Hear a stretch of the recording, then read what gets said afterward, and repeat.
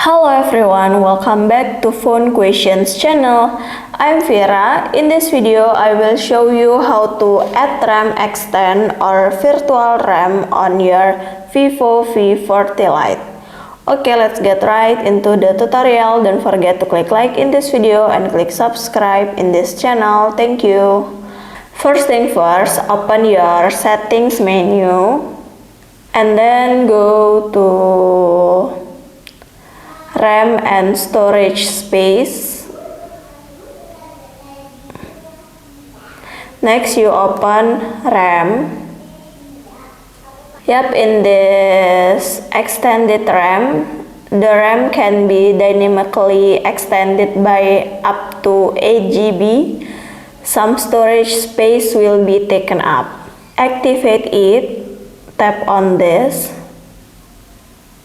When enabled, system operations will be smoother. This requires restarting the phone. Click Restart Now. Okay, wait a minute, your phone will be turned on. I will check my RAM. Phone is starting. Wait a minute. It's loading. Open your settings menu.